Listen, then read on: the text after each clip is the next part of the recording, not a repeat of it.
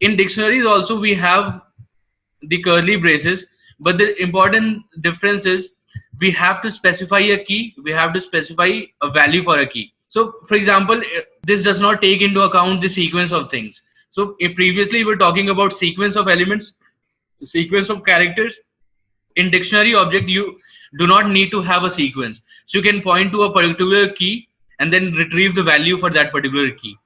So for example, I have defined a particular dictionary with variable myDict, and then I provide the curly braces. Then what I do, I provide the key within the single quotes. Then I do something like a colon separation and then provide the value. So this becomes one element of my dictionary object. So the key within single quotes followed by colon, and then we have the value of that particular key.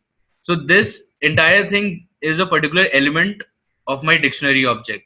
Now again you can add different other element. So you provide the key and then you provide the value corresponding to that key. So when I do myDict, I write key to. So within quotes I provide key to. So it will return me the value of, so it will give me the value to corresponding to that particular key. Next, we can have a lot of different things. So for example, my value can be a simple integer, it can be a list object, it can be a list of strings as well. You can change the data type of a particular key element. You can change a lot many different data types are supported in dictionary objects, so it's not difficult. The important thing is to understand that how do you define a dictionary, how is it different from a list or an object like that. So those lists have something what we call a sequence in mind, but in a dictionary a sequence is not important. So to point to a particular element you need a key and the value for that.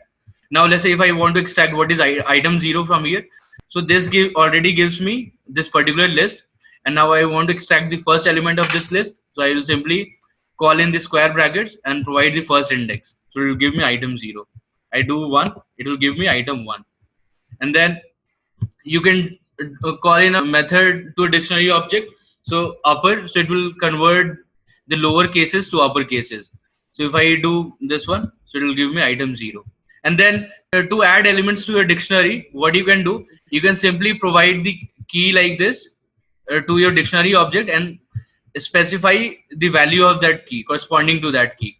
So I'll try to do this and see how my dictionary looks now. So my dictionary object looks like, yeah, this element separated by comma, then this element, then I have this element, and then I have the newly added element which has the key value, key 4, and the value as new item. Now we can affect the values of a key as well. So for example, in key 1, as you remember, we have the value stored 123. We can update this value. So we'll do minus 123 and try to check if what is the value now. Is the value now updated? So yes, it's updated. So it's now 0. So I simply print my dict, and then I get, yeah, the value in the key element has been updated to 0.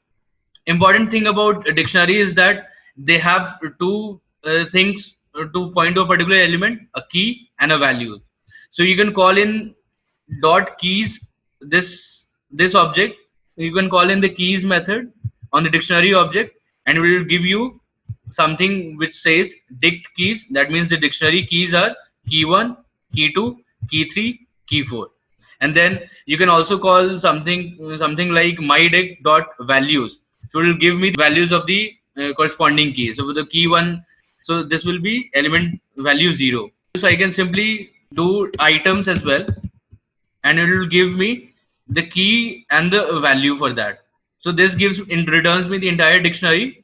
It knows what is the key and what is the value for that key.